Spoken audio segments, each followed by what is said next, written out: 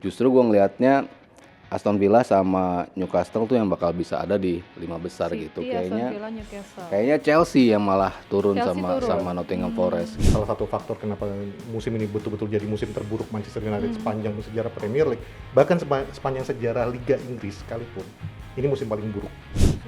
Gue bilang peluangnya besar malah yang melangkah PSG sih menurut gue. Oh iya. Karena secara keseluruhan tim jauh lebih solid as a unit ya.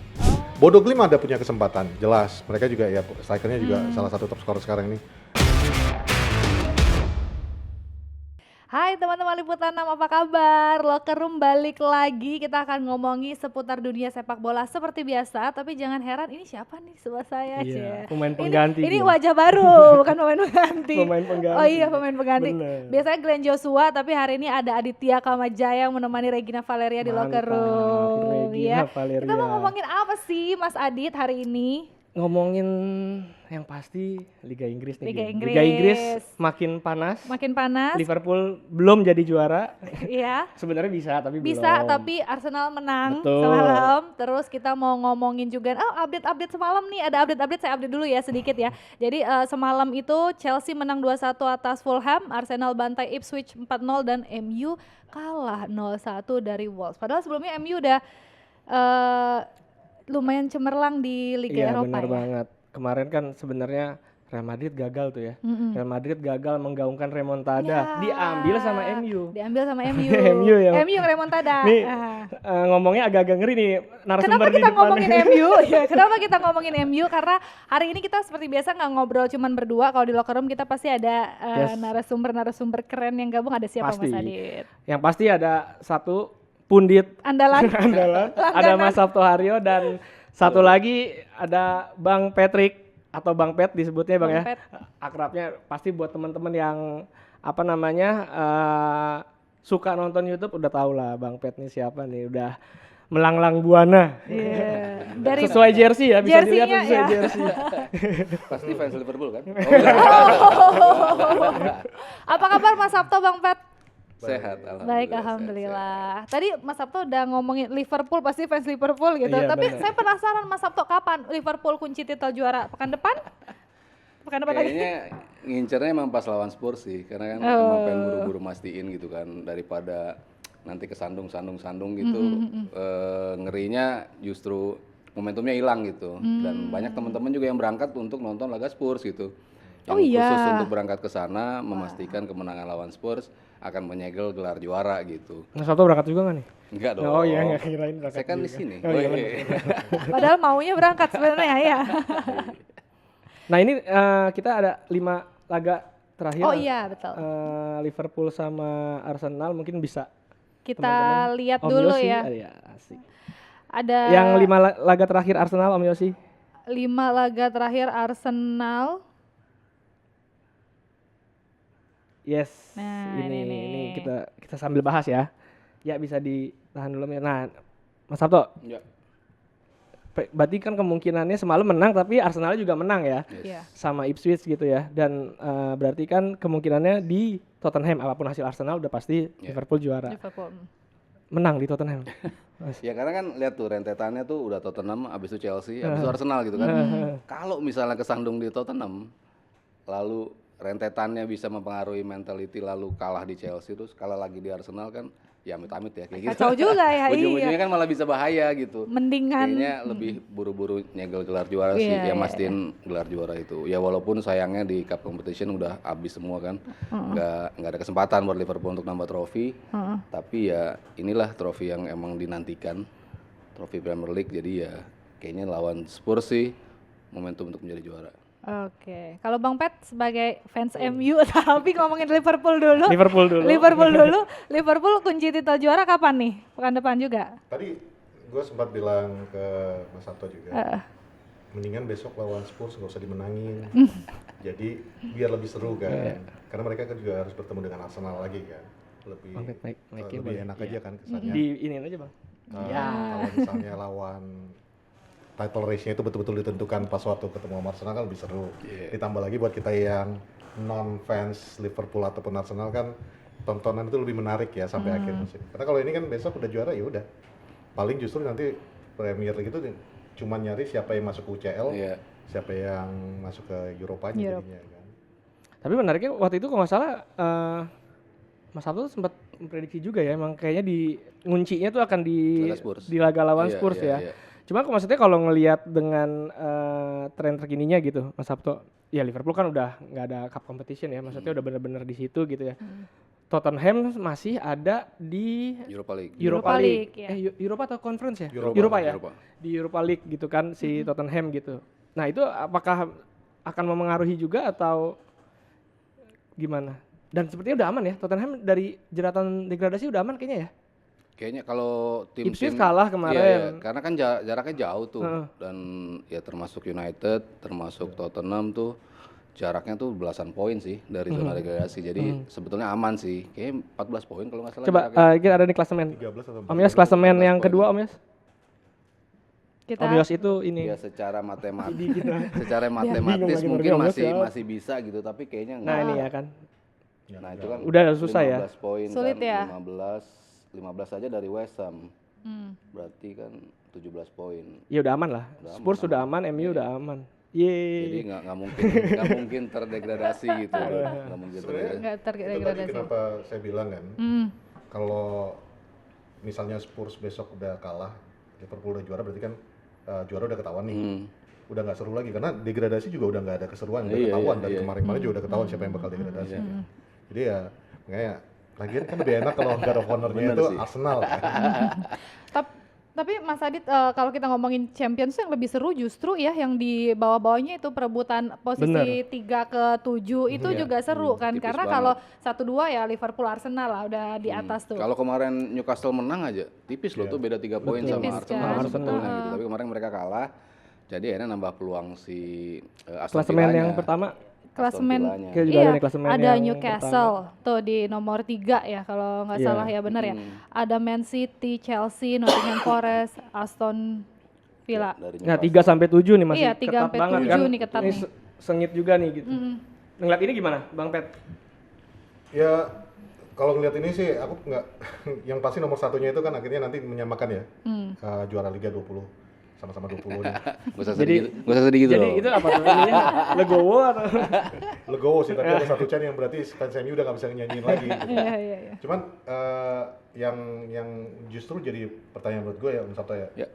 Ini kan kayak tadi disebut tuh Tottenham Hotspur juga sekarang masih ada di Europa League Europa bersama League. MU kan. Bersama MU betul. Dan mereka lawan Bodo Glimt, kita lawan Atletico Bilbao. Bilbao. Atletik Bilbao. Nah, kalau seandainya dua-duanya masuk final bisa jadi All English Final, dan kalau misalnya salah satu menang, otomatis kan ini punya jatah ke Champions League.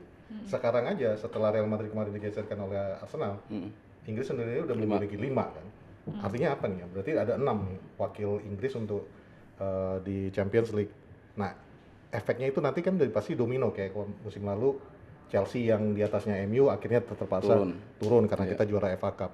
Nah, ini efek dominonya lebih banyak lagi nih. Kalau sampai Chelsea juga juara di Conference League, MU atau Spurs juara di Europa, ini bisa jadi 1 sampai kalau tadi aku ngeliat 1 sampai 8 tuh bisa punya potensi Kans, untuk Eropa iya. semua kan. Nah, tapi kan kalau misalkan itu kan skenario kalau tim-tim ya. Inggris mulus Iya, ya. iya. Mulus, Maksudnya, yes. cuman kan yang udah pasti itu kan 5 dapat jatahnya ya, 4 plus 1 ya karena apa namanya koefisiennya dari liga bertambah ya. dari liga. 5. Nah, untuk katakanlah kita bicara 5 dulu gitu. Nah, di 3 sampai 7 ini kan ya.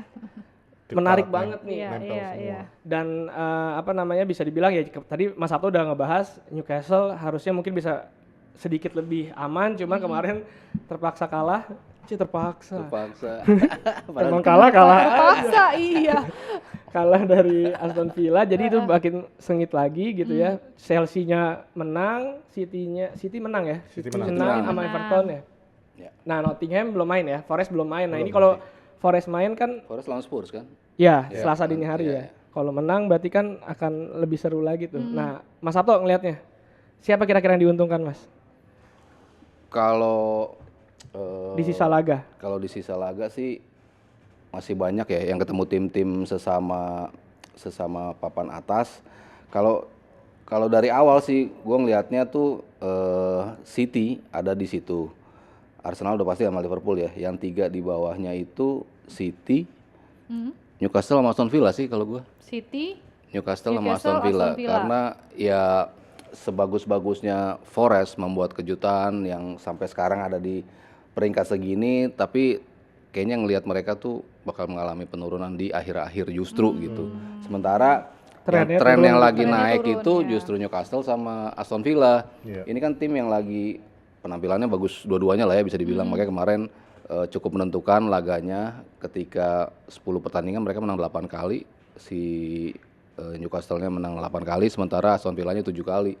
Trennya lagi bagus lah dua-duanya. Jadi menuju ke akhir musim justru gue ngelihatnya Aston Villa sama Newcastle tuh yang bakal bisa ada di 5 besar City, gitu. Aston Villa, Newcastle. Kayaknya Chelsea yang malah turun Chelsea sama turun. sama Nottingham Forest gitu. Bang Pet sependapat sama Kurang 3. lebih ya, karena yang kayak kata Om Sabto tadi kan Chelsea masih harus ketemu juga dengan Manchester United. Ya. Ketemu Begitu Liverpool juga. juga. 5 laga Liverpool juga. laga tersisanya teman-teman Ketemu bisa Liverpool di- juga. Iya. Iya, masih ketemu Liverpool. tampilin juga. Tapi kalau kita ngelihat kayak nih ada Man City ini cukup kesulitan juga nggak sih musim ini Mas Sabto ngelihatnya? Banget. Kayak kalau iya banget, kan? Iya. Penyebabnya apa sebenarnya kalau kita ngomongin Man City sambil nunggu ini? Kalau City lumayan pelik ya.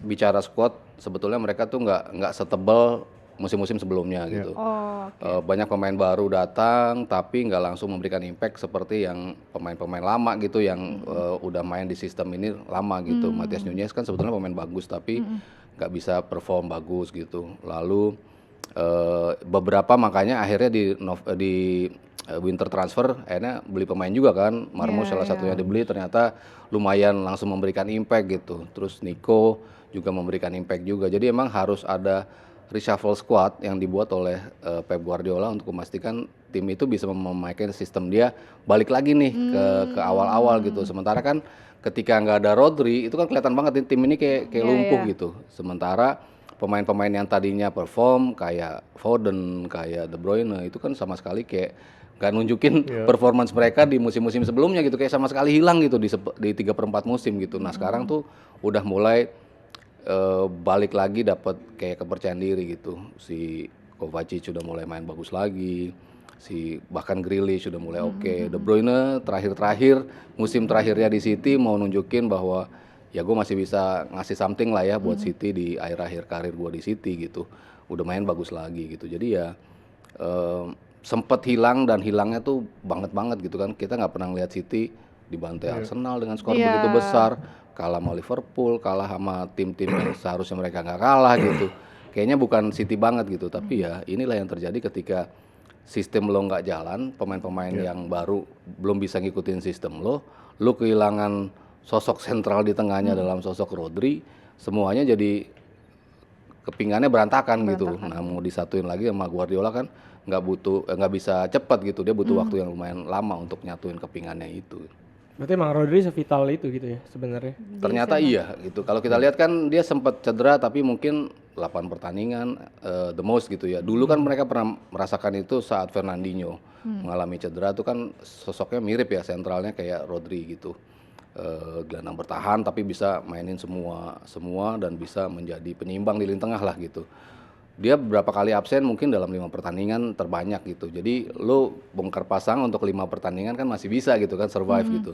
Tapi begitu udah bicara 8 pertandingan, bicara belasan pertandingan, keseimbangan lo nggak bisa gitu. Lo diganti nama pemain siapa, ternyata untuk long term nggak bisa gitu. Nah si Rodri itu seperti itu gitu. Ketika lo diganti sama Kovacic 1-2 pertandingan, wah bisa nih Kovacic mainin game plan yang dimau gitu. Iya, iya. Tapi habis itu kalau nggak dia cedera, kalau nggak dia nggak bisa ngikutin ritme yang sama seperti Rodri gitu. Jadi berantakan lagi gitu. Siapa yang diganti ke posisi tengah situ balik lagi kayak gitu. Jadi emang sevital itu kalau tadi Adit nanya peran Rodri untuk long term vital banget gitu. Nah kita lihat lagi ini dulu nih, Iya, Mas kita Adi. lihat nih. 5 laga terakhir ya. dari peringkat 3 sampai 7 ya. Yup. Boleh ditahan dulu di sini teman-teman. Wah Newcastle masih berat juga ya? Masih berat. Newcastle masih ketemu Ada Chelsea, ada Arsenal. Brighton juga kadang Brighton, suka iya. nyulitin juga ya. City masih ketemu Aston Villa. City cenderung aman sebenarnya City. Iya, City ya Bournemouth aja lah ya yang berat tuh. Tapi dia main di home. Away-nya Southampton kayaknya enggak lah ya. Nah Forest Ya Forest masih so-so lah ya. Nextnya? Ya lumayan ini kok, lumayan ringan karena Iya. saat mereka untuk kayak ini sekarang ini kan juga lawan Tottenham lebih untuk mengistirahatkan kan karena ditambah lagi Angnya juga lagi di bawah tekanan banget kan saat ini. Disorot banget ya. Disorot banget dan Liga Eropa mungkin sama dengan MU itu menjadi satu-satunya jalan untuk keluar dua manajer ini kan. Yes. Nah Chelsea sama Villa kita lihat. Tapi kalau kita lihat kayak Newcastle, Chelsea, Villa ini kan jadi kuda hitam ya memangnya sejak musim Betul. lalu ya Mas Adi, dan kembali bersaing di musim ini kan ya. Iya. Mas Sabto, Bang Pet, kalau Mas Sabto sendiri ngelihat ketiganya nih, kalau plus Chelsea deh, Newcastle, Villa, Chelsea itu gimana persaingannya? Kalau Chelsea kan di awal ketika mereka ganti ke Enzo Maresca kan sempat bingung juga ya apa Iya, yang udah dibangun sama Pochettino kok langsung diganti ke pelatih lain gitu. Tapi ternyata startnya bagus banget gitu, si Maresca tuh bisa ngeblend tim ini dengan gaya yang sedikit lebih anti pragmatis lah ya, dia lebih offense gitu. Ternyata bisa gitu. Tapi kan butuh keseimbangan untuk long term seperti apa gitu. Ternyata ya masih naik turun juga Chelsea, tapi tetap aja dia bisa konsisten ada di papan atas gitu. Newcastle sih yang agak sedikit mengejutkan ya, maksudnya dia bisa ada di peringkat 3 kan nggak ada yang mengira juga dia ada di posisi itu gitu ya, seperti Aston Villa di musim lalu lah ya, bisa ada di peringkat 4 kan orang juga nggak ada yang ngira gitu. Newcastle dengan praktis komposisi yang sama dengan berapa musim ke belakang, tapi bersama Eddie Howe tuh dia tuh bisa ngebuat strategi yang kayaknya makin matang nih dengan pemain-pemainnya, yang maksimalinnya seperti apa. Awal-awal Isak datang kan para pemain masih bingung nih, dia doyannya bolanya seperti apa sih. Ketika dikasih bola-bola daerah, oh ternyata ini dia bisanya bola seperti ini, akhirnya bikin gol banyak. Ketika lo udah memahami striker lo maunya bolanya seperti apa, Baru gitu. nemu lah ya. Baru nemu formulanya gitu. ya. Iya, Terus iya. 3 di tengah kan ya praktis kan, Tonali udah balik lagi kan baru belakangan kan, jadi lo udah nemuin lagi 3 di tengah yang ternyata batu banget nih, yang nggak bisa diterobos di lini tengah kan. Bruno Guimaraes sama Joelinton tuh 3 orang lagi tampil luar biasa gitu. Ternyata depannya juga Murphy lagi gila, terus Murphy-nya dia sih ya, cukup menarik. Harvey Barnes juga lagi bagus, walaupun awalnya dikira Anthony Gordon yang bakal bagus, taunya enggak, malah yang lain gitu. Jadi silih berganti pemain-pemain itu bisa dimaksimalin sama Eddie Howe untuk membuat tim ini bagus, dan momentumnya bagus ketika ke belakang menuju end of season malah mereka menunjukin performance yang cukup stabil gitu. Tim-tim yang tadi disebut salah satunya Newcastle. Termasuk ngalahin Liverpool Mas di Oh iya, Piala di Liga. Piala Liga. Master class strateginya. Tapi sayangnya sepertinya nggak dalam Mas Newcastle tuh. Iya tipis-tipis, Ya, tapi squadnya cukup lah ya. Cukup untuk bisa di-rotate. Ya walaupun ya tim intinya itu aja gitu ya. Cuman yang paling pengganti di depan, Barnes masuk, ya Longstaff masuk. Kalau nggak ada si Botman, tapi ada Sharma Burns. Jadi secara bergantian tuh paling nggak ada satu lah yang bisa menggantikan di posisi-posisi vital gitu. Jadi ya mereka tetap bisa konsisten. Bang Pet, sebelum kita lanjut lagi, tadi balik dulu nih ke City nih Bang Pet. Seneng nggak sih City akhirnya agak kesulitan gitu? Kalau dibilang seneng enggak lah ya. Enggak ya? Maksudnya, kan katanya tadi harus baik-baik. Enggak. Kalau dari Padahal sih sebagai fans sih kita sih senang-senang aja. Cuman kalau kayak tadi kalau Om Sabto kan ngelihatnya dari komposisi pemain-pemain ini yang semua. Kalau ini justru jadi bertanya ini. Dengan kasus 115 yang sedang berjalan, yang sedang lagi diperiksa dan menjadi tekanan, plus lagi Pep Guardiola yang sempat sebelum perpanjangan kontrak ini kan kemarin sempat mengatakan bahwa kalau memang terbukti saya akan mundur, terus cukup lama untuk ininya, tambah lagi injury terhadap Haaland,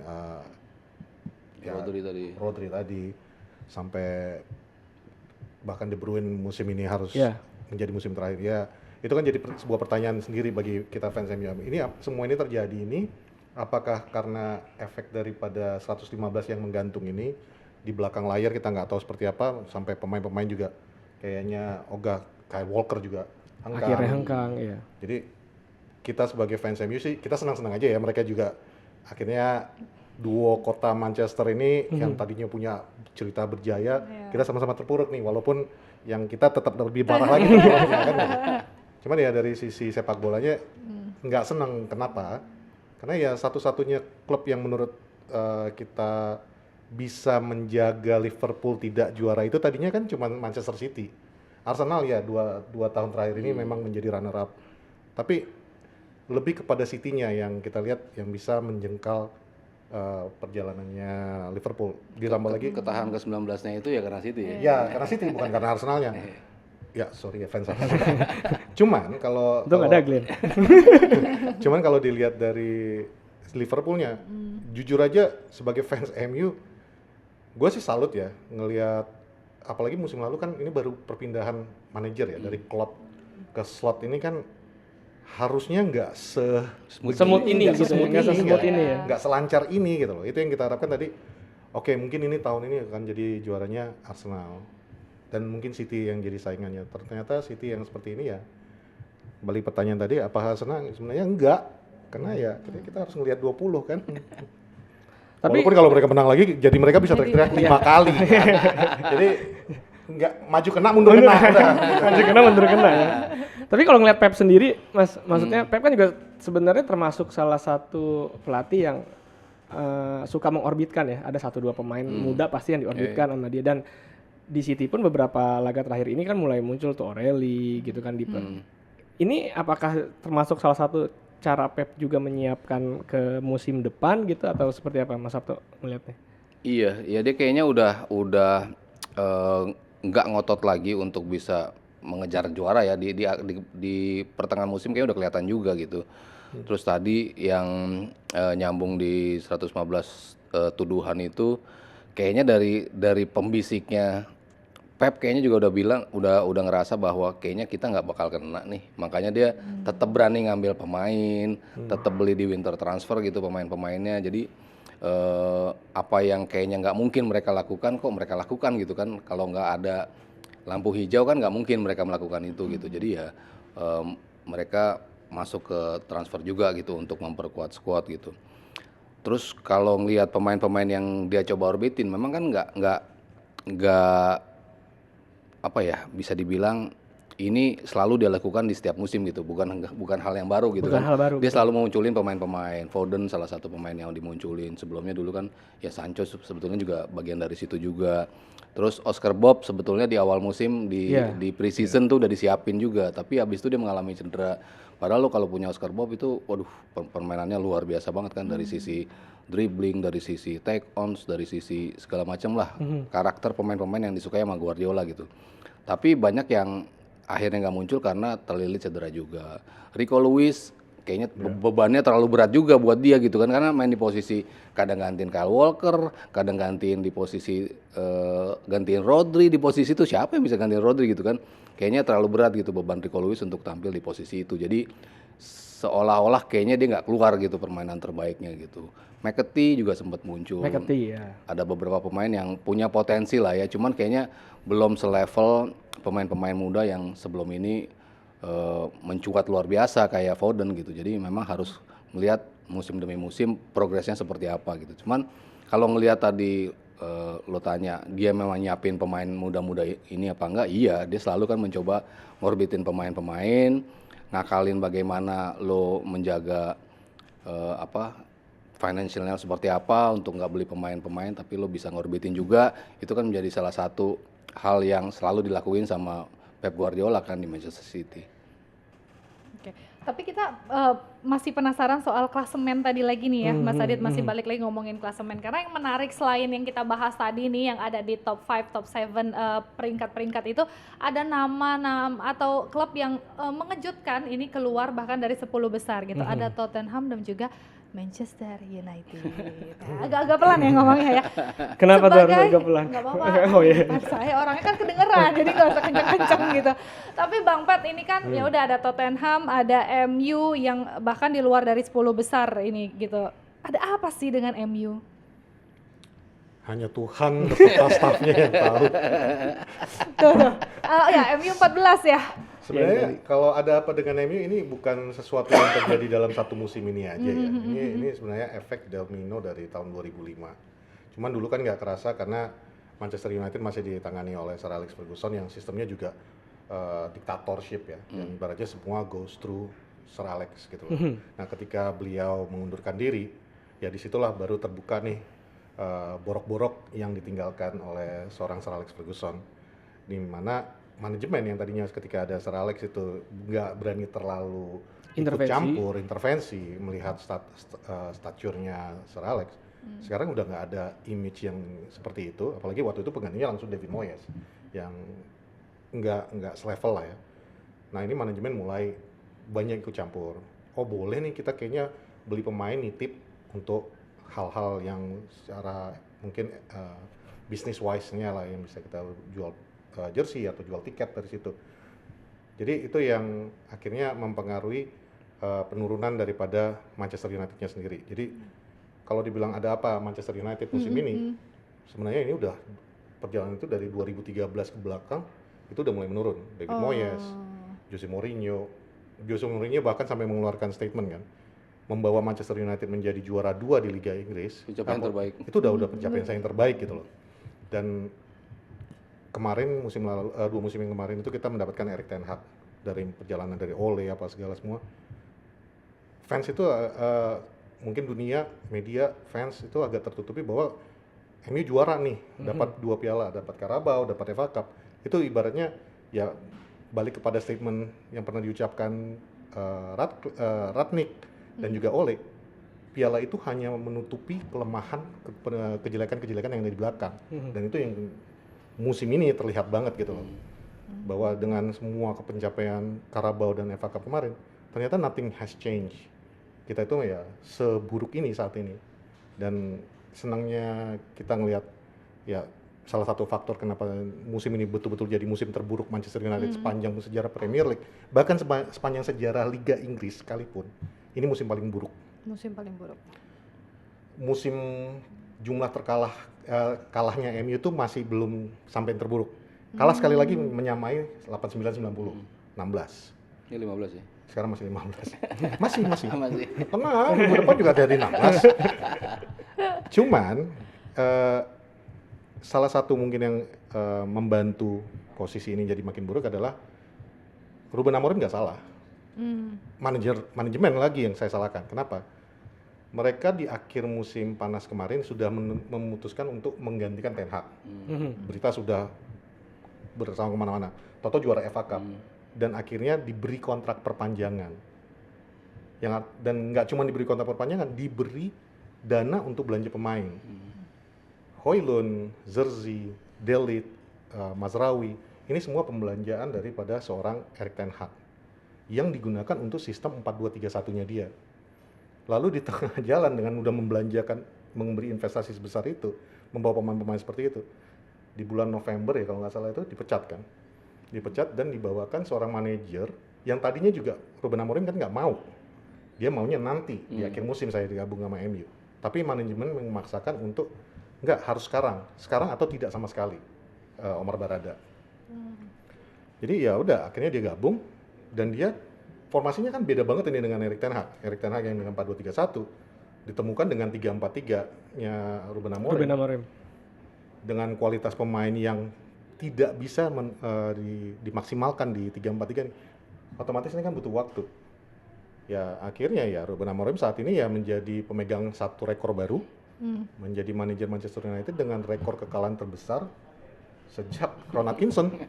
Walaupun ada kombinasi dari Ten Hag juga kan? Enggak, yang aku hitung itu yang sejak di Amorimnya aja yang masuk. Ini dia baru menang 6 pertandingan kalau nggak salah dari 20 laga yang dia di Liga ya. Jadi ini cukup rekor yang jelek. Cuman ya kalau ada apa dengan MU selain yang saya udah panjang lebar tadi, mungkin ya dosa kami kali ya 30 tahun. Menariknya gini Bang Pet, maksudnya tadi Bang Pet kan bilang bahwa ini borok-borok yang udah lama gitu ya, baru pada akhirnya sampai sekarang gitu. Parah banget berarti boroknya Bang Pet, karena ini kan udah berapa manajer kan, dan bisa dibilang juga nama-nama besar udah ada di situ, Mourinho, Van Gaal, Rangnick gitu ya. Bahkan legenda bisa dibilang Ole waktu itu udah sempet itu, sampai sekarang akhirnya Amorim gitu. Emang seberapa ini sih borok yang tadi Bang Pet bilang itu? Ya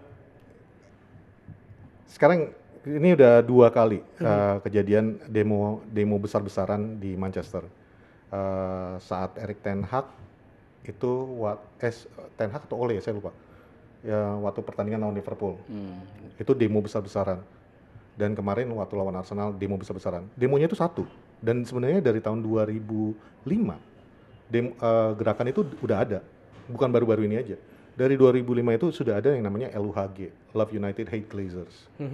Karena fans MU, kamsi sana lah ya, gitu. Bahkan yang betul-betul yang mengikuti Manchester United mengetahui persis biang keroknya ini cuma satu. Ya keluarga Glazersnya ini tadi. Mungkin ada yang bilang, jangan disalahin Glazer dong, mereka kan udah memberi lu uang untuk belanja pemain. Nyatanya lu belanjanya udah sampai berapa ratus billion selama di bawah Glazer. Tapi uang itu kan bukan dari Glazers. Uang itu adalah uang daripada Manchester United sendiri yang diputarkan untuk membelanjain lagi. Sementara Manchester United dibeli oleh keluarga Glazer itu kan nggak dengan pembelian cash. Mereka ngambil bank dan setelah pinjaman bank dan setelah mereka melakukan jadi setelah mereka pinjam dari bank, mereka mengalihkan ibaratnya jaminannya akhirnya jadi klub. Makanya beban hutang tersebut dibebankan kepada klub akhirnya. Nah, it's okay, itu namanya cara bisnis.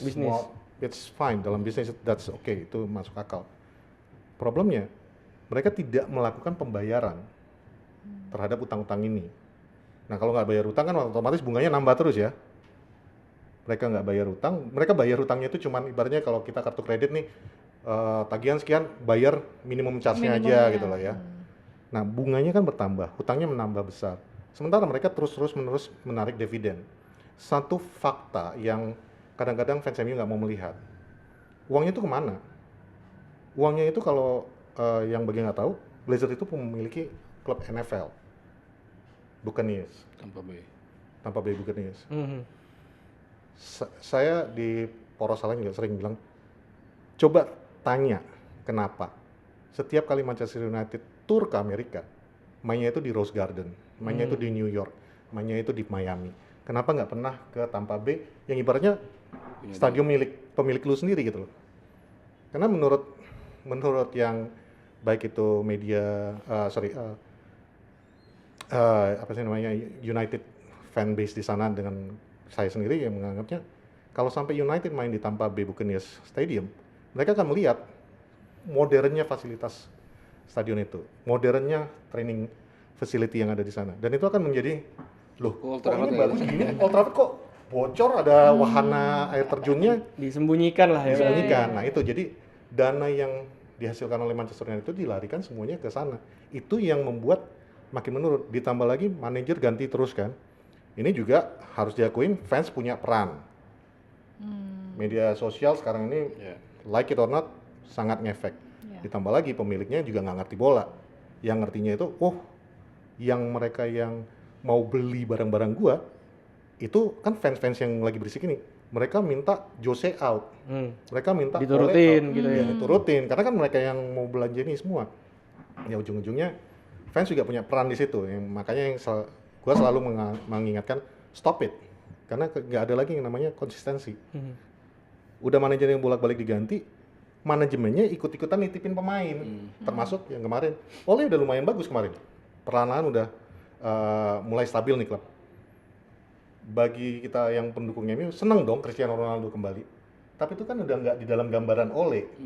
Dia terpaksa melepas Cavani waktu itu kan untuk memfasilitasin Cristiano Ronaldo.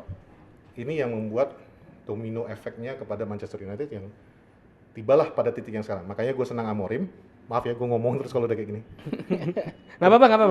Tenang. Kenapa gue senang ada Amorim? Ini orang bebal ya, Om Sabto. Ini orang keras kepala, tapi jujur. Dari Van Gaal, dari David Moyes, Van Gaal, Jose, Rangnick, Ole, nggak ada yang sejujur dia. Ten Hag juga nutupin mulu kan? Kalau Ten Hag bukan nutupin mulu, Om. Ten Hag agak halu ya. Kondisi lagi hancur aja, enggak kami baik-baik saja. Sementara fansnya bilang baik-baik di mana? Cuman kalau kita piala 2 kan selalu gitu kan. Saya udah menang 2 kali.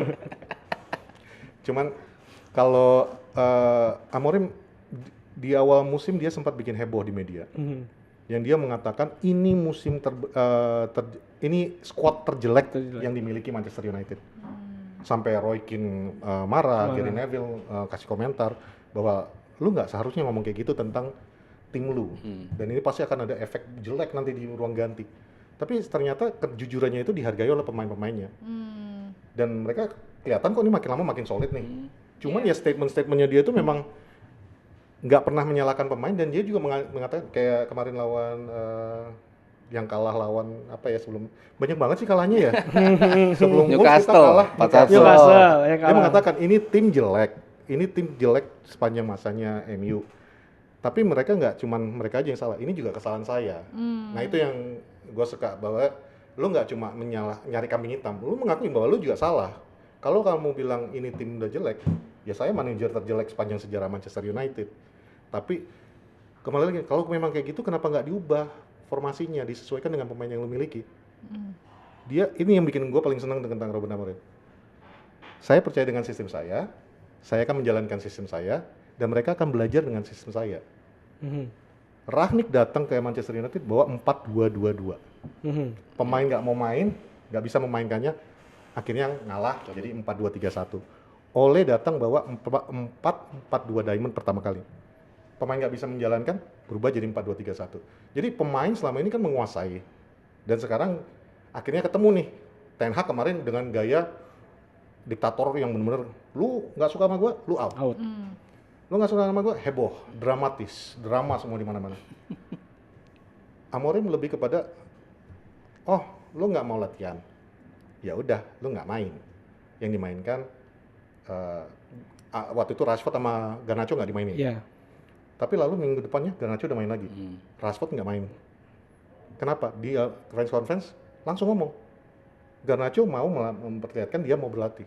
Casemiro, pemenang 5 kali juara Eropa, dicadangin.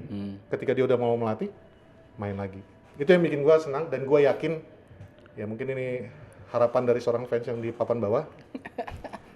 Dengan sistem ini, gue yakin musim depan Manchester United bisa lebih konsisten. Apalagi kalau ada dana untuk belanja pemain di awal musim depan. Tapi kan kita udah ada belanja pemain yang fresh juga ya, kayak nama-nama yang tadi Bang Pet sebutin kan, ada Delik, ada Yoro, ada Mazraoui juga. Berarti ini masih minim kontribusi di MU juga bisa disebutnya? Minim kontribusi sih enggak ya, cuman Delik itu bukan diciptakan untuk formasi 3-4-3. Dia lebih cocok di 4-2-3-1, itu makanya didatangkan oleh Ten Hag. Plus lagi ya, yang behind everybody's mind, bahwa ini Ajaxisasinya Manchester United kan. Berarti bisa dibilang kebijakan transfernya juga mungkin nggak berhasil dong ya? Maksudnya di era Ten Hag mungkin gitu kan, yang kalau yang dipilih dia tuh Dorgu ya, kalau yang dipilih sama Amorim. Amorim cuma Dorgu, dan dia bisa mainin sistem itu. Nah, gue nyambung apa yang kata Pat ya. Gue juga sebagai fans Liverpool, gue bilang gue suka Amorim. Gue suka karena dia punya identity. Dia punya identity dan dia stick dengan identitinya. Lu nggak bisa main, ya lu nggak akan gue mainin gitu. Gue mainin pemain-pemain yang akan bisa ngikutin squad gue. It takes 1 tahun, 2 tahun, bodo amat. Yang penting gue tim ini akan jalan. Nah itu yang gue bilang, lu nggak bisa ngukur United di musim ini, karena ini udah hilang lah. Musim ini gue selalu bilangnya ini audisi buat Amorim, buat mainin pemainnya siapa yang cocok nih buat sistem gue gitu. Dapat 2 pialanya Ten Hag ya musim lalu, tapi gue nggak ngeliat sistemnya jelas dari Ten Hag gitu. Dia nggak bisa mainin, mau bola datang dari bawah, mau build up play nggak jalan gitu. Justru yang paling jalan sebetulnya transisi dia ya. Dia ketika lawan tim-tim gede itu dia transition footballnya luar biasa tuh Ten Hag. Tapi lo kan nggak bisa mainin skema itu di setiap pertandingan gitu kan. Ketika lawan tim low block lo gimana caranya kan, lo nggak mungkin. Nah dia tuh nggak punya sistem yang cukup jelas gitu. Sementara Amorim walaupun hasilnya kalahan nih, tapi sistemnya jelas, dia mau main pemainnya seperti apa. Di tengah jalan, pemain andalan lo di kanan udah dapat nih, dia lo cedera, nggak bisa balik. Main lo udah pasti nih mau jadi pemain di tengah kan, bareng cedera juga. Jadi banyak obstacles yang dihadapin oleh Amorim buat nge-build tim ini gitu. Makanya gue bilang kayaknya musim depan jadi ini tim nih. Kalau lo tetap stick dengan Amorim. Makanya waktu di podcast awal kan gue bilang fans United tuh harus set ekspektasi gitu. Ya kayak Liverpool di 30 tahun gak dapet apa-apa lah. Lu nggak bisa melihat gue pesaingnya MU nih. Zaman dulu gue saingan sama MU dulu. Sekarang di era itu kan lu enggak. Nah United juga sekarang lagi kayak gitu. Lu bukan berada di level Liverpool, lu lagi bukan berada di level itu, lu lagi ada di level West Ham yang di situ-situ. Southampton, Leicester City. Jadi emang harus legowo untuk melihat tim lu lagi kayak gini nih, sekarang lagi suffer, nggak apa-apa. Kita ekspektasinya turunin dulu. Iya, Liverpool kan juga gitu. Pas datang Klopp kan emang langsung juara kan enggak. Dia beli dulu Mane, dia beli dulu Firmino. Musim depannya dia beli Van Dijk untuk nge-build tim ini dengan skema dia yang paling pas seperti apa. Begitu jadi ini tim gitu kan. Nah, ini yang Amorim sedang lakukan gitu di United. Berarti Amorim layak dipertahankan. Oh jelas. Walaupun hasilnya seperti ini ya, tapi kan lo harus set ekspektasi itu. Lo mau datengin magician juga nggak bisa balikin MU sekarang gitu kan.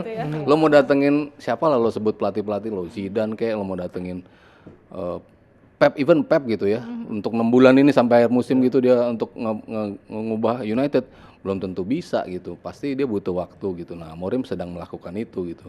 Dengan istilah gue tuh audisi gitu. Yang cocok siapa nih? Ini Bruno kan juga posisinya masih bingung ya. Dia kan di sistem ini seperti apa. Nanti yang dia paling excel di posisi apa gitu.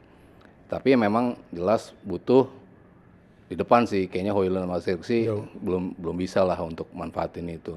Sebagai pengganti oke lah gitu. Cuman lo butuh pemain yang masih bisa menyempurnakan sistem lo ini. Cuman sistem lo tuh lo udah punya gitu bersama Amorim. Tapi secara tim sendiri maksudnya perlu perombakan nggak sih sebenarnya dari segi tim ini? Apakah perlu perombakan yang masif? Ini omongan kalau Om Sabto tadi bilang kan di awal episode yang ini dia bilang set ekspektasi.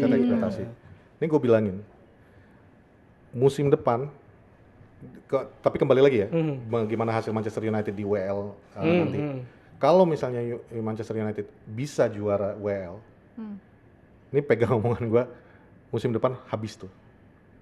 Karena Ruben Amorim musim keduanya di Sporting Lisbon, dia cuma bawa 3 pemain dari season sebelumnya. Sisanya dirombak semua sama dia. Nggak semua pemainnya dibeli ya. Banyak kan juga akademi yang diangkat sama dia. Dia ngambil pemain-pemain. Ruben Amorim sendiri musim ini udah mengeluarkan sebuah statement. Saya tidak mau lagi belanja pemain-pemain yang dari kategori pundi-pundi atas. Saya nggak butuh lagi Real Madrid. Saya butuh pemain yang saya butuhkan. Artinya apa? Dia nggak sama kayak di Sporting. Dia datangkan Gyökeres dari mana? Dari Coventry loh. Bukan dari klub besar. Dan dia menjadikan nama Gyökeres sekarang worth hampir 80-100 M. Doesn't make sense pemain Coventry gitu ya. Jadi menurut gua, yang champion, kalau Manchester United bisa juara WL, akan perombakan besar-besaran. Yang modelnya kayak Højlund mungkin karena baru beli, ya gue yakin tuh bakal di loan out sih mas. Ya pasti akan, ya bener kata Om Sabto, ini audisi Højlund udah enggak. Kalau tanya gue pribadi, honest to God, harus ada belanja pemain, mau namanya suntikan dana dari pemilik atau dari juara WL ini, tapi harus ada pengganti. Dan yang paling penting bagi aku pribadi, depan. Karena kalau Zirkzee aku masih ada harapan sih. Højlund kayaknya bukan enggak sih. Ini orang udah terlalu banyak dikasih kesempatan, tapi nggak pernah mau ngambil kesempatannya gitu. Untuk menggantikan Højlund dan gantikan Onana. Udah, itu aja yang 2 ini aja dulu. Tapi menarik Bang Pet. Seandainya Bang Pet Amorim. Siapa aja yang nama akan yang cocok gitu ya? Kalau saya Amorim. Iya. Siapa yang mau dibeli? Beli apa buang? Iya buang terus ganti siapa? Buang enak nih. Nomor 1 yang saya buang Andre Onana. Oke, kiper ya. Nah, di media sosial saya udah terkenal tuh Onana haters katanya. Ya. Karena bagi saya seorang kiper tugas utamanya bukan build up play. Tugas utama lu adalah menepis bola, menghalau bola jangan sampai masuk ke gawang. Itu tugas utama. Shot stopper berarti. Shot stopper. Bukan shot stoppernya aja sih, tapi lu pastiin bola itu nggak masuk. Itu nomor 1 tugasnya. Kalau lu punya bonus atribut kayak bisa build up, bisa tenang di kompos apa itu udah bonusnya lah ya bagi aku ya. Cuman sejarahnya Manchester United ini kiper yang paling banyak blunder di antara sejarah. Bahkan Taibi aja nggak sebanyak ini gitu loh. Jadi itu satu, Andre Onana udah pasti keluar. Lindelof mungkin karena yang gue lihat di belakang ini udah ada Aiden Heaven, Martinez masih ada. Kemarin bahkan walaupun kalah itu performa daripada back back Robertson siapa? bukan yang ya Siapa Sen itu? ya Sen Iya, bagus tuh. itu bagus banget. Hari Amas juga mulai bagus. Jadi lini belakang justru gue ngelihatnya ini udah mulai oke nih. Nah di tengah Yoro ya. ya Yoro, Dele juga akan kembali lagi kan. Maguire juga kembali kepada performa dan ini I give big respect kepada seorang Harry Maguire yang 2-3 musim kemarin dibully habis-habisan tapi dia bisa mengangkat kembali mental dia. Mentalnya ini ya, Mentalnya kuat ya. keren banget. Keren banget ya. Iya. Cuman ya itu lini belakang menurut aku udah oke lah. Kalaupun mau beli 1-2 untuk tambahan nanti bisa. Bukan urgensi gitu loh. Iya. Urgensi nomor 1 adalah belakang. Midfield juga udah oke dengan Maino, Ugarte udah oke. Walaupun Casemiro mungkin akan pergi, Eriksen udah pasti berakhir. Oh tadi yang di belakang Fredrickson ya. Fredrickson, ya. Sonsen. Ya. Kyle Fredrickson ya kalau nggak salah ya. Nah jadi menurut aku belakang itu udah, apalagi Eden Heaven ya. Eden Heaven pelapisnya bisa kalah Fredrickson ini gitu. Jadi udah cukup oke. Jadi yang utama adalah Andre Onana. Depan Højlund itu harus digantikan. Mau siapapun penggantinya, it's okay. Sama posisi yang satu lagi itu Garnacho. Dijual nggak? Aku nggak pengen Garnacho dijual. Tapi harus ada yang jadi nomor satunya dia. Dia itu pelapis. Dia itu belum siap untuk menjadi starting lineup. Dia itu menurut aku tuh butuh sebuah sosok yang membimbing Persaingan dia. lah ya. Gitu. Nggak cuma persaingan, tapi membimbing dia. Membimbing. Karena menurut gua nih ini produk belum jadi dipaksain main gitu loh. Dan striker juga tadi kenapa kita butuhkan, ini kita punya potensi good players loh. Kayak Chido Obi, Cidobi. ini punya potensi. Tapi kalau dia nggak ada yang menjadi panutan dia, ini bakal sia-sia lagi. Ini bakal jadi sebuah produk yang wasted lagi gitu loh. Jadi mungkin 3 yang pertama keluar, Onana, Højlund dipinjamkan, Garnacho Cadangkan. ya, dicadangkan. Oke, itu ya berarti sudah terjawab ya. Sudah Nah, terjawab. kalau beli terserah ada siapa, yang penting Anthony balik nggak? enggak lah. Nggak ya. Makasih. Anthony berarti ini ya. Saya Ada opsi dibeli permanen ya? Emang dikasih opsi untuk beli permanen kan, harus beli. Sama kayak Chelsea. Sancho kan juga Sancho juga ya? dipinjamkan, Sancho, tapi iya. dengan wajib membeli. Kalau nggak jadi beli, kena penalti kurang lebih 5M. Yang lucunya kan kemarin fans MU bilang, udah ambil. Fans Chelsea, udah nggak apa-apa kita bayar 5M-nya. Jadi nggak ngerti ini Sancho bakal kayak mana nih nasibnya. Tapi kalau Anthony kayaknya bakal dipertahankan. sih. Ya nggak mungkin kita pertahankan lah, dia lagi bagus-bagusnya nih, harganya lagi naik-naiknya, udah jual. Iya benar Rugi juga. dikit nggak apa-apa lah. Oke, ngomongin Liga Inggris emang nggak ada habisnya ya, tapi kita geser dulu kali ya. Iya. Kita geser ke Champions dulu yang juga lagi panas-panasnya. Ini Mas Sabto, Bang Pet, ada klub yang sudah mengamankan slot di semifinal nih. Ada Arsenal, PSG, Barcelona, dan Inter. Tapi yang tampil cemerlang kan Arsenal, 2 kali mengalahkan Real Madrid. Iya kan? Nah kita bahas Arsenal dulu nih. Arsenal Madrid gagal remontada. gagal ya. Jadi 2 kali bahkan di home-nya Real Madrid juga Arsenal menang lagi gitu kan. Apa sih kunci kesuksesan Arsenal nih? Kalau dari Mas Sabto dulu ngelihatnya. Kunci Declan Rice kemarin sih. Tetap ya Declan Rice. Kalau di first game Declan. Kalau second game ya Masih lah Declan. masih Declan, tapi kan kayaknya kita nggak ngelihat kengototan yang sama ya yang ditunjukin Arsenal gitu. Maksudnya dengan unggul 3 gol, lo mainnya udah betul-betul lebih defense lo kayak apa, defense to counter aja gitu kan. Mereka ya counter, tetap nyiptain peluang banyak gitu Arsenal gitu, tapi nggak semasif kayak di first leg gitu. Kalau first leg sih emang dari sisi, justru kalau gue ngeliat Madridnya di first leg juga nggak seburuk itu sebetulnya gitu. Cuman ya 2 tendangan bebas, alien yang nendang kayak gitu, ya siapapun kayaknya sulit gitu untuk bisa menghalau 2 tendangan itu. Bagus gitu. ya free kicknya. Jadi, sama kayak free kick Wolves semalam. Ya, Sarabia. Jadi kalau ngelihat emang Arsenal gue harus akuin kemajuan pesat ya dari sisi kedewasaan seorang Arteta gitu kan. Orang yang banyak yang bilang Arteta nggak worth mau untuk melatih Arsenal lah segala macem. Gue bilang enggak, ini the best thing yang dipunyai Arsenal menurut gue gitu ya. Gue ngelihat Arsenal sebelum Arteta dan sesudah Arteta kan jauh banget perbedaannya kan. Dari sisi lo kalau bicara first seasonnya ya mungkin ya dia baru nge-build tim ini gitu kan. Masih sistem gue mau kayak gini tapi gue masih kalahan banyak gitu. Tapi beberapa hal yang dia benahi akhirnya tuh memperlihatkan ini pelatih punya vision gitu. Gue harus kuat di lini pertahanan gitu. Ya pertahanannya dibuat seperti apa gitu kan. Lo kan selalu melihat lini depan dia nggak banyak bisa ngegolin nih, kurang striker segala macam. Lo lihat defense-nya lo, mereka tuh susah banget lo ditembus. Itu kan nggak pernah dikasih kredit gitu. Tapi ini bisa dibuat oleh Arteta dengan ya betul ada kombinasi Saliba sama Gabriel. Tapi kan sistemnya seperti apa di depannya yang bisa nge-shield mereka supaya bola nggak bisa masuk ke lini pertahanan dengan gampang gitu. Lo punya Partey di situ, lo punya Declan Rice di situ. Semua pemain depan lo bisa jadi pemain bertahan duluan ketika ada transisi. Jadi sistemnya tuh udah berjalan gitu. Terus kemampuan untuk bisa membaca situasi di setiap game itu gue bilang kedewasaan lagi dari Arteta gitu. Biasanya kan dulu kan misalnya dia udah unggul 1, unggul 2, wah dia mau unggul banyak gitu di beberapa pertandingan. Tapi akhirnya burn out pemainnya dan lo kehabisan bensin di akhir-akhir kompetisi. Itu kerap terjadi banget di 2 musim sebelum ini bersama Arteta. Dia udah mulai mirip-mirip tuh. Ketika udah maju ada pemain yang diganti, Saka diganti, pemain-pemain penting berani dia ganti gitu untuk bisa tim ini tetap tampil stabil hingga akhir kompetisi.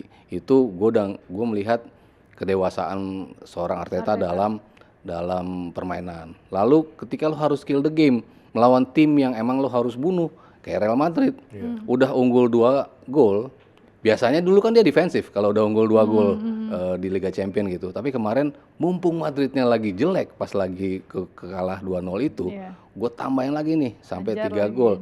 Dia tetap mau untuk ngejar. Itu kan butuh keberanian, butuh pemikiran yang betul-betul selain berani dia matang juga kan kalkulasinya untuk bisa melakukan itu. Jadi ya segala macam yang diperlihatkan Arteta dari musim pertama, kedua, dan dengan banyak cedera loh dia bisa sampai tetap di posisi ini kan orang nggak ngelihat itu juga.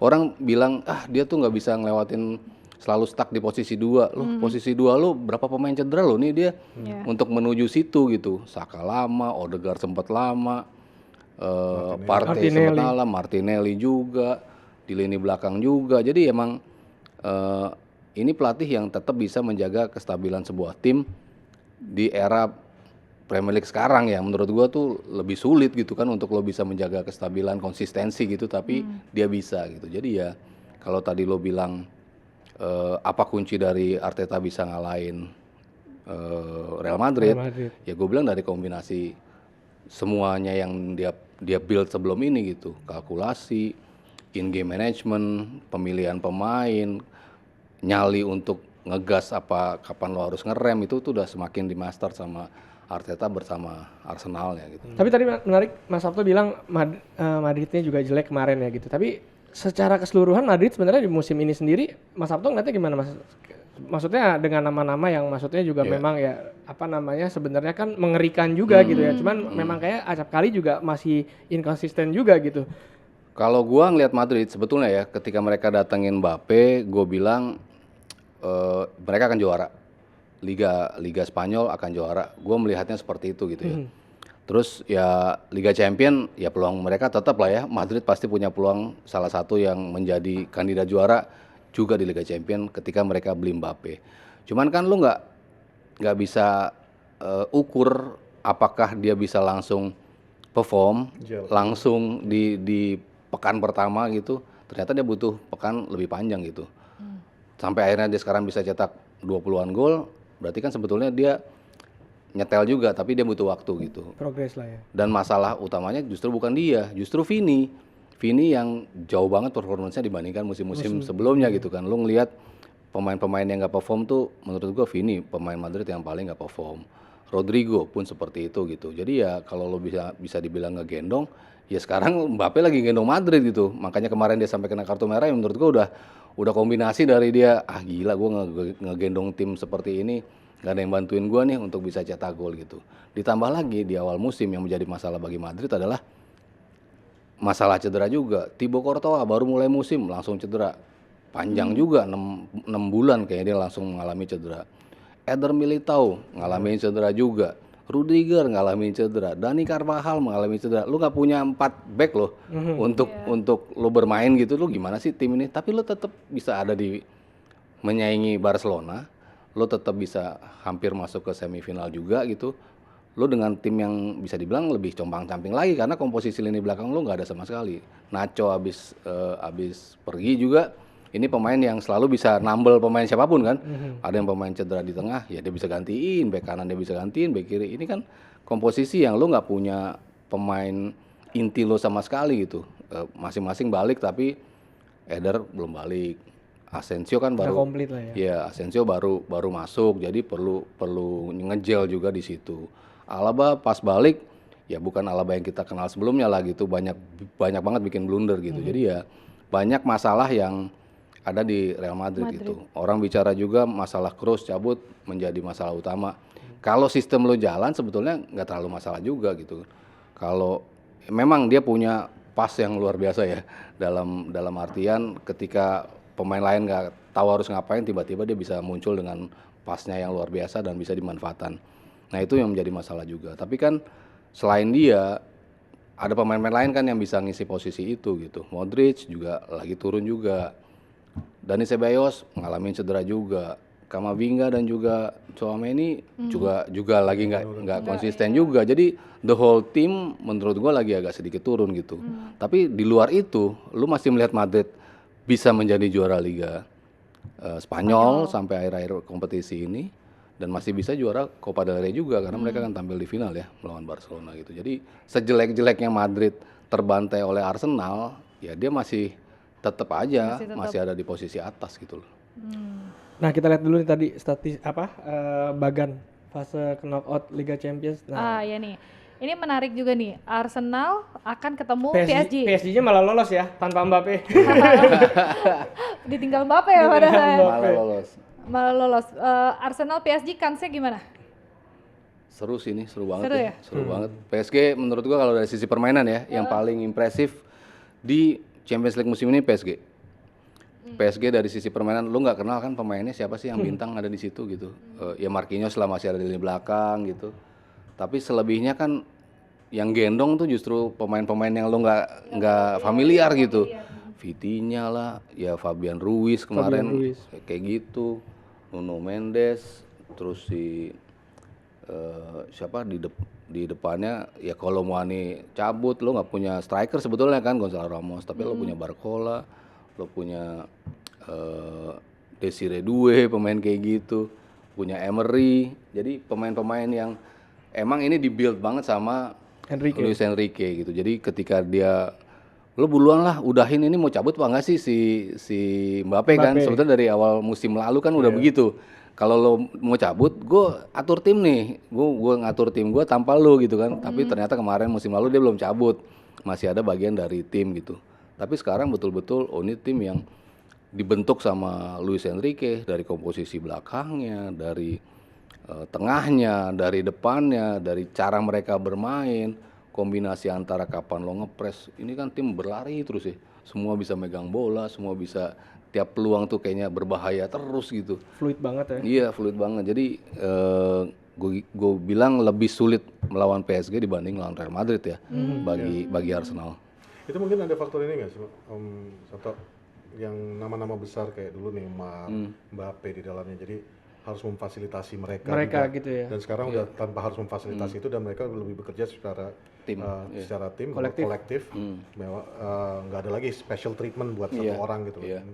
Kalau menurut gue mungkin jadi salah satu faktor kali ya. Betul. Ya dulu kan sampai terakhir Mbappe doang ya. Sebelumnya ada Neymar, sebelumnya ada Messi. Dan mentoknya di semi ya.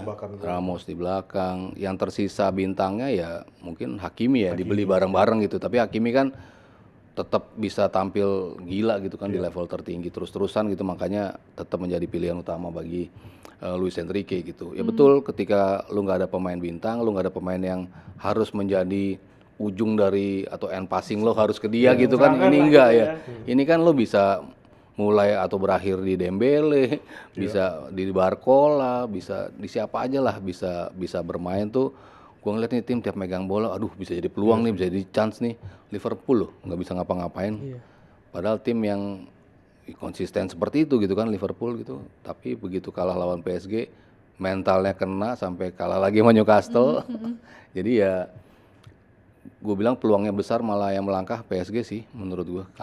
Karena secara keseluruhan tim jauh lebih solid as a unit ya. Gitu. Sebentar, PSG. Gen. Ada yang amin gede banget Iya, tadi di sana. Glenn. Ini ntar pesan buat Glenn ya. Mas Afro bilang PSG. PSG. Tapi kan banyak yang memprediksi tuh finalnya tuh akan Arsenal Barcelona.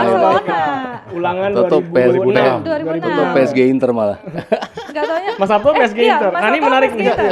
Justru aku juga ngeliatnya itu nanti PSG Inter. Kenapa? Karena Inter juga bukan main-main ya. Gila. Mereka juga permainannya cukup kolektif untuk yang 2 pertandingan terakhir lawan Munchen kemarin. Siapa yang nyangka Munchen juga kemarin juga yang leg kedua Munchen sempat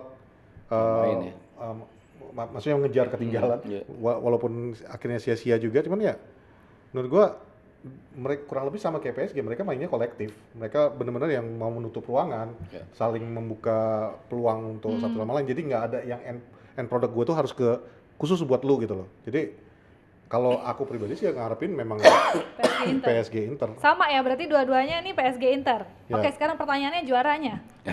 Prediksi juara. Bisa. Memprediksi juara PSG Inter. Gue ngasih PSG deh, udah kasihan, cuma 4 tahun. PSG. Kan City kemarin udah ya, setelah beberapa peluang kan. Nah sekarang biar PSG aja deh. PSG. Tapi sebelum Mas Sabto jawab, ini tadi menarik nih, Bang Pet sempet ngebahas Inter sama Munchen. Ini Munchen kutukan Ken atau gimana? Atau sebenarnya Munchennya lagi nggak bagus. Ngeliatnya gimana sih musim Munchen? Bang Pet deh mungkin ngeliat Munchen di bawahnya Kompany ya? Iya, ya itu bukan di bawah kompaninya atau apa. Jujur aja aku nggak terlalu ngikutin Bayern Munich dan Liga Jerman. Cuman kemarin nonton Munich lawan Inter. Yang gue perhatiin itu bahwa Inter ini benar-benar bermainnya tuh benar-benar kolektif, maju mundurnya itu barengan. Setuju Bang. Mereka itu betul-betul playing for each other. Itulah kata-kata yang mungkin paling tepat dipakai ya. Benar-benar ya udah, gua akan menutupi lu ketika lu udah ketinggalan. Itu beberapa kali kayak Harry Kane yang dia umpan yang akhirnya golnya yang Dyer. Aku lupa siapa yang bikin gol ya. Yang dari Kane. Dyer ya? Yang sundulan. Iya, Dyer kan. Eric Dyer. Itu kan sebenarnya melihat kayak gitu juga mereka tuh nggak drop kan. Inter tetap aja konsisten dengan permainannya dia. Jadi bener-bener yang kayak kalau dulu Sir Alex selalu bilang nggak peduli permainan lawan seperti apa, yang penting permainan lu aja dulu gitu. Benerin. Itu yang menurut gua Inter ini punya peluang sampai ke final. Dan kalau memang lawannya PSG di luar juga tadi basa-basi aku tentang PSG belum pernah juara. Ya secara kualitas juga menurut aku PSG akan kualitas permainan ya. PSG mungkin terlalu susah buat Inter nanti hadapin. Tapi itu menarik sih ya. Dua tim kolektif yang ketemu. Dua final. Mas Sabto belum? Misalnya Inter masuk final ya, 2 final dalam 3 tahun terakhir kan berarti kan. Lu kan Inter ya? Iya, Inter kan. Benar. Dan ketika beli Onana gara-gara itu. ketika kalah sama City, itu juga Inter nggak mudah juga loh City menang lawan Inter tuh. Butuh gol spesial dari Rodri dan Inter juga nyiptain berapa peluang klinikal gitu. Nggak cukup banyak peluangnya tapi hampir menjadi gol gitu peluangnya kalau nggak dibuang. Ada sundulan di bawah Mistar kalau nggak salah ya. Ada bola yang hampir masuk tapi disundul sama back di bawah Mistar gitu. Jadi ya kita ngelihat Inter di bawah Inzaghi itu emang ya tadi seperti Pat bilang ini tim yang kolektif banget. Lu ngelihat pergerakan mereka tuh ngejel banget gitu ya. Setuju Mas. Dari lini belakang yang ternyata si Bastoni bisa jadi gelandang, pemain tengah yang akhirnya Calhanoglu bisa mundur jadi back gitu. Jadi kan fluid banget gitu. Udah gitu tadinya heavily bersandar pada Dumfries dan juga Di Marco di kiri, tapi ternyata Darmian di kanan, terus Augusto di kiri bisa juga. Iya kemarin pas muncul Darmian Iya. Biasanya kan termasuk kartu mati juga nih kalau Darmian main di posisi itu kan biasa dia di 3 back bawah. Tapi ketika dia jadi di 3-4-3-nya 4 di atas atau 5 yang di atas agak kurang gitu. Tapi kemarin mainnya luar biasa gitu. Lautaro balik lagi ke performance terbaik dia gitu. Jadi komposisinya ini tim matang banget sih ya menurut gue ya pemain-pemainnya dibandingkan PSG yang masih hijau, Barcelona banyak pemain hijaunya juga, tapi Inter the whole team matang banget ini tim dan tim yang tahu caranya di cup competition seperti apa gitu. Simone Inzaghi spesialis sama Lazio dulu kan juara Coppa Italia berapa kali gitu, sama Inter juga juara Liga, juara Coppa, sampai ke final juga Liga Champions gitu. Jadi emang nggak mudah gitu tim-tim untuk melawan Inter gitu. Bukan karena mereka main defensif, nggak juga gitu, tapi mereka main disiplin gitu di setiap posisinya. Itu yang membuat tim-tim tuh sulit untuk ketemu Inter gitu. Termasuk Barcelona menurut gua nggak akan mudah juga ketika ketemu Inter gitu. Akan menjadi laga yang ditentukan oleh detail-detail gitu ya. Lo bicara pertandingan panjang gitu kayak 90 menit Arsenal lawan Madrid, tapi ditentukan dalam 17 menit doang tuh. Dua gol Rice sama golnya Merino tuh ditentukan dalam 17 menit gitu. Iya, ada yang kemarin pertandingan apa tuh 1-0 di menit pertama. Udah sampai habis gol. Ya cuman decisive momennya di 5 menit pertama gitu. Jadi kan sepak bola zaman sekarang kan gitu. Ketika lo tampil disiplin sepanjang itu, tapi ada decisive moment dalam cuman berapa menit lah hitungannya gitu. Itu yang bisa mengubah pertandingan gitu, dan itu yang terjadi. Dan di level-level semifinal itu yang biasanya terjadi tuh, menentukan oleh detail-detail kecil. Belum terjawab. Siapa? Kan udah 4 nih kelihatan nih. Arsenal, Kalau PSG, Barcelona, Inter. PSG Inter tadi kan. PSG Inter. Itu PSG Inter mungkin bener nih. PSG Inter mungkin nggak favorit ya, orang lebih ngelihat Arsenal Barcelona ya, karena ya Arsenal habis ngalahin Madrid, pasti berpikirnya semua bisa dikalahin lah setelah mereka ngalahin Madrid gitu. Sementara Barcelona ya lagi bagus-bagusnya juga, potensi treble juga gitu kan, nanti Copa del Rey, Liga masih mimpin sama ini gitu. Jadi ya semua punya peluang yang sama sih, sejauh ini menurut gue punya peluang yang sama gitu. Cuman kalau ngelihat sih gue di kiri lebih berat ke PSG sih. Kalau gue ngelihat PSG-nya ya ketimbang Arsenal. Sementara di kanan betul-betul masih 50-50 sih kalau gue antara Barcelona sama Inter gitu. Gue masih 50-50 sih. Karena Barcelonanya Nggak mau ngejing sih, nggak mau ngejing sih. Oke, tapi kita mau bahas MU lagi dulu nih dikit. Jadi MU di Europa League ya, Mas Adit ya. Ini kan gacor. Ini kan bisa mengalahkan Lyon gitu kan. Dan pasti ini MU dan memastikan langkah ke semifinal ya. Kalau kita ngomongin soal MU yang bisa ke semifinal, ini apakah bisa kita katakan berarti kualitas dari Europa League ini sendiri itu nggak setinggi Liga Inggris? Ini pertanyaannya jebakan. Karena ya bisa lolos dari sana masuk. Sebenarnya kalau Liga Inggris ini dengan Europa League kan udah jelas berbeda. Satu kompetisi, satu liga. Ya. Satu liga. Walaupun format di musim ini diubah, dibikin semi Mirip liga, liga ya. gitu. Tapi beda dong. Liga Premier League itu 38 pertandingan. Whatever can happen kan gitu ya. Sementara kompetisi ya zaman tahun 90-an, 80-an Chelsea itu juara dikatakan jagoan kompetisi kan. Karena mereka pintar memanage-nya, liganya nggak bisa. Ya sama aja. Manchester United saat ini jagonya di Cup. Terbukti dong, Carabao, FA Cup, dan sekarang jauh nih perjalanannya. Tapi itu pun bukan berarti UEL ini juga kompetisi yang sangat apa ya. Kemarin aja PSG lawan Aston Villa sampai salah tema kan, pemainnya langsung nggak terima kan, karena ya udah jelas pasti di bawah UCL kualitasnya. Nah Manchester United ini saat ini bisa lolos pun bukan karena mereka jago sih kalau menurut gua. Lebih kepada hoki so far ya. Jatuhnya ya I have to admit. Karena sekarang gini. Tapi nggak pernah kalah loh. Ya, di Europe ya. Itu draw 3 ya. Iya. Itu fakta. Sampai detik ini Manchester United belum terkalahkan. Di Europa League. Di Europa League. Kalau di Liga mah banyak. 15. FA Cup udah out. Nggak, tapi kalau ya harus ada yang dibanggakan.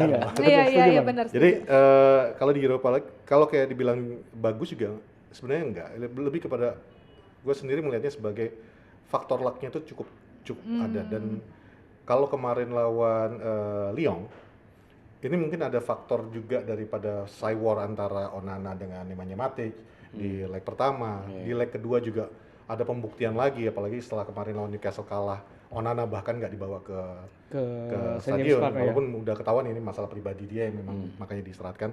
Cuman ini kan jadi efek besar. Nah, menurut gua kemarin itu ini pertandingan terburuk Manchester United dan juga pertandingan terbaik yang pernah gua tonton. Comeback yang terbaik yang pernah gue tonton di Old Trafford. 99 nggak ada apa-apanya banding kemarin. Gue bilang tadi pertandingan terburuk, mimpin 2-0 duluan, bisa disamakan 2-2 dengan lawan cuma 10 pemain. Itu kurang buruk apa kan gitu. Lalu di perpanjangan waktu ketinggalan 4-2, itu kurang buruk apa. Ini kami yang fans MU, termasuk saya, nontonnya itu ibaratnya kalau jantung nggak kuat ini udah wafat ya. Tapi kan harus nontonnya sampai akhir. Biasakan nonton Manchester United sampai selesai. Biasakan nonton Manchester United. Biasakan. Bang Pet tuh. Cuman menjadi salah satu pertandingan yang paling terbaik juga sepanjang yang pernah gue lihat comeback. Karena ya dalam 6 menit, bahkan pundit-pundit di luar juga mengatakan kan, ini Manchester United menjadi salah satu tim yang bisa mencetak 3 gol dalam injury time babak kedua 6 menit, dalam 6 menit. Ini bukan sebuah feat yang gampang. Ini tapi kalau dibilang emang MU gacor kayak tadi Ren bilang, enggak ya. Lah di liga aja kita nggak bisa bikin gol. Yang bikin gol di liga itu striker kita cuma mencetak siapa? Højlund baru cetak 3 apa 2 ya sepanjang musim. Saking dikitnya nggak dihitung lagi. Tapi rata-rata yang mencetak gol di Liga Inggris itu siapa? Bruno. Iya Bruno. Dalot. Garnacho Paling banyak nih. Garnacho, Casemiro. Lah, Højlundnya kemana? Zerzi nyetak kemarin. Højlund juga yang paling terakhir kemarin. Setelah 20 pertandingan nggak nyetak. That's the fact di Premier League. Tapi entah kenapa di Eropa ini tim nyetak gol nggak nanggung-nanggung. Kemarin 5. Lawan Real Sociedad juga kemarin lagi bagus juga. Bahkan Bruno 2 gol di pertandingan itu. Jadi bagi gua ya mungkin lebih kepada faktor luck atau Amorim memang benar-benar mempersiapkan tim ini ya udah kita fokus di kompetisi. Karena the only way ya untuk dapat itu. Cuman ya mungkin nambahin kenapa Arsenal ya bisa bagus lawan Madrid seperti itu, tapi di Liga kok dia nggak bisa. Iya. Ya itu kan karena ketika di Liga lawan lu kan sudah hafal ya, lu mainnya kayak apa. Udah sering ini ya. Iya, jadi lu low block lah kalau lawan Arsenal, mereka nggak bisa ngebongkar lama gitu, susah gitu. Madrid kan mainnya kebuka, mereka bisa lebih leluasa bermain seperti itu. Jadi kenapa tim-tim Inggris kemarin Liverpool bisa papan atas ketika di fase grupnya Liga Champion, MU nggak terkalahkan, Arsenal juga ada di papan atas juga, Aston Villa juga ada di papan atas juga. Itu kan bukti ketika lo main di Inggris, lawan lo sudah hafal defense-nya akan lebih di setup seperti apa disiplinnya sehingga lo sulit untuk mencetak gol. Sementara ketika lo tampil di Eropa, lawan-lawan lo kan masih biasanya main dengan gaya mereka yang lebih terbuka gitu. Nah makanya hasilnya kayaknya lebih bagus di Eropa nih ketimbang di Liga Inggris gitu ya. Mungkin ya korelasinya sih seperti itu. Arsenal bisa kayak gitu ya karena lawannya tipenya berbeda. Ya United mungkin juga ada kombinasi dari itu juga sih. Ditambah ya tadi yang gue bilang ada durasi waktu yang bisa menjadi pembeda ya 6 menit itu. 6 menit tiba-tiba 3 gol. Nah itu kan lo butuh something yang emang akan swing ke lo tuh hitungannya mungkin ada satu faktor ini sih. Kalau gue lihat kemarin itu bisa ini pemainnya kan nggak sebenarnya pemain yang dimainkan di Premier League dengan di Europa League ini sama aja. Cuman kemarin itu kalau menurut gua ada faktor ini pemain-pemain ini sadar ketika kita keluar dari kompetisi ini udah that's it. Musim udah berakhir. Selesai nih musim gue gitu. Jadi mau nggak mau lu main all out aja. Toh udah kalah 4-2. Apa yang bisa lebih buruk daripada ini? Paling jadi 5-2 kan. Ternyata jadi 5-2. Ya go ahead kan gitu. Makanya kalau dilihat setelah golnya Bruno Fernandes yang kemarin itu benar-benar menekan ke depan terus di pressing. Lyon nyerang Manchester United langsung di long ball ya, bukan Onana juga kalau nggak salah golnya Maguire itu kan sebenarnya build up dari Onana ya. Onana ke wing, kalau ke winger terus ke Bruno. Gol yang siapa nih? Maguire. Oh, Maguire. Kan iya. diserang sama Lyon, diambil sama Mazraoui, passing ke Onana, Onana passing ke sayap. Baru ke Bruno ke Casemiro ke enggak langsung ke Casemiro ya, Casemiro langsung ke Maguire. Jadi ya udah, this is it. Kalau kita kalah di sini ya udah, season is over. Musim depan nggak ada Eropa. Jadi menurut aku kemarin tuh, ya ini memang pemainnya aja yang akhirnya sadar. Ya you play, atau musim depan belum tentu juga kita di klub ini kan gitu. Nah kalau nggak di klub ini, mana klub yang mau bayar lu segitu? Nggak ada. Buat daya tarik ya. Kita lihat lagi tadi bagian semifinalnya semifinal Liga Champions. Liga Eropa. Ya. Nah, ini kan Manchester United ketemu Atletico Bilbao. Atletico Bilbao gitu ya. Dan Tottenham ketemu Glim. Tadi kita sempat bahas, Bang Pet sempat bahas juga bahwa ini kan ada kemungkinan berarti All England final gitu ya. Seberapa besar nih? Karena Glim Boden mengejutkan juga ya. Oh iya. Termasuk Ngalahin mengejutkan Lazio. juga menyingkirkan Lazio gitu. Iya. Dan top scorer di kompetisinya tuh pemain Glim loh. Pemain Iya, Bodo iya. Glimt ya. Iya. Itu Olympia satunya Bodo Glimt. Jadi emang nunjukin ya ini tim bisa perform juga gitu si Bodo Glimt ya. Si Bilbao juga dia punya Bilbao juga di La Liga lagi bersaing juga peringkat kan? 4, Iya. posisi Peringkat 4 keempat. ya, peringkat 4. Ya Valverde kan lo tahu ya, Iya. pelatih yang stabil gitu kan, bawa timnya nggak neko-neko tapi sistemnya jelas dan di liga biasanya bagus gitu. Makanya dia kenapa diambil lagi sama Bilbao ya karena biar balikin mereka bisa tampil di papan atas lagi dan itu sejauh ini perform gitu. Nah, mereka ada booster tambahan karena tuan rumahnya nanti kan Bilbao. tuh. Iya. Pasti dia Final mau ya? main. Iya, nanti tuan final. rumah Iya. tuan rumah finalnya kan di sana. Jadi mereka All out ada dia pasti. pasti lebih all out untuk itu. Cuman ada keuntungan Manchester United di sini sih, ketemu sama Atletico Bilbao. Karena mereka posisi 4 kan. Cuman selisih poin mereka dengan Villarreal tuh Valencia itu nggak jauh. Villarreal. Villarreal ya. Sorry. Dengan posisi 5 itu kalau nggak salah nggak jauh. Sementara lawannya peringkat 5 ini, tadi aku sempat ngecek schedule match-nya. Mereka tuh, maaf. Nggak apa-apa. Nggak apa-apa. Santai. Angkat dulu juga nggak apa-apa. Alarm. Sociedad. Iya, Sociedad. Villarreal, kelima lagi Iya, Villarreal, Villarreal, kan? ya. Sociedad ya. Villarreal mereka tuh, Betis dulu ya? Betis, Sociedad. Athletic Bilbao, Villarreal, Betis. ya.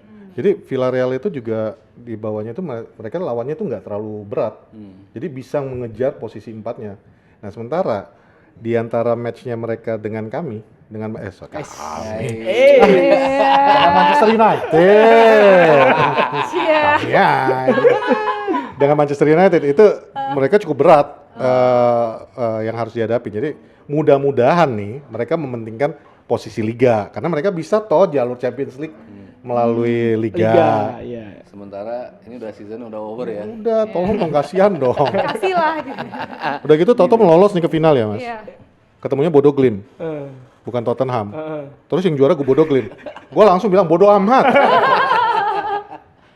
Singkat Ya. prediksinya Bang Pet untuk Liga Eropa MU MU siapa? Gue percaya sampai final sih. nggak percaya juara tadi. Belum tahu. Oke. Oke. Mas Sabto, Mas Sabto. Gue sih liat Bilbao loh, Pet. Iya. Semua orang juga ngeliat gitu. Pak. Iya. Oh, iya. Yang kemarin juga gitu ya. Sociedad Lyon juga ya.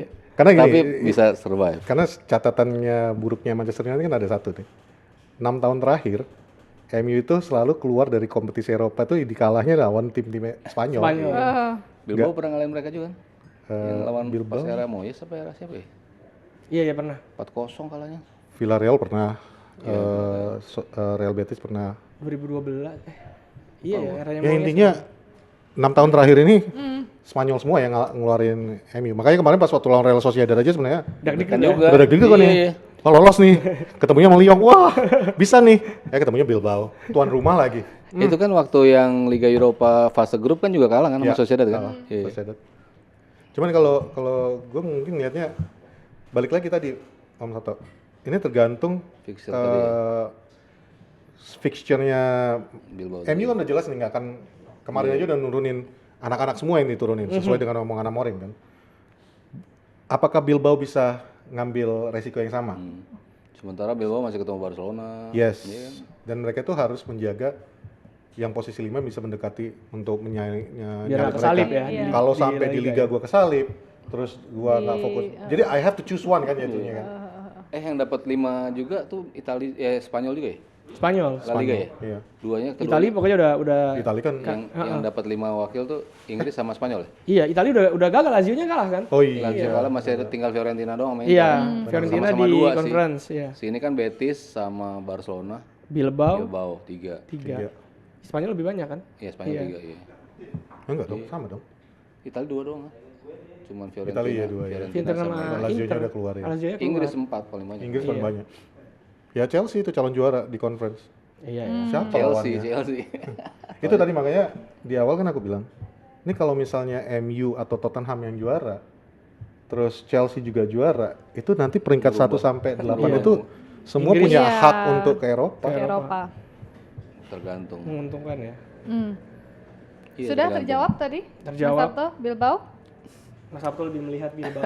Juara siapa mas? Juara siapa tapi? Bilbao Spurs ya? Iya. Bilbao kayaknya. Iyalah. Tapi Giliran yang Toto Bodo giliran yang Glimt. di Eropa disebut.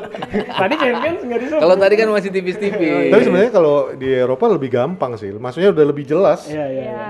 Yang siapa yang Bodo Glimt ada punya kesempatan, jelas. Mereka juga ya strikernya juga salah satu top scorer sekarang ini.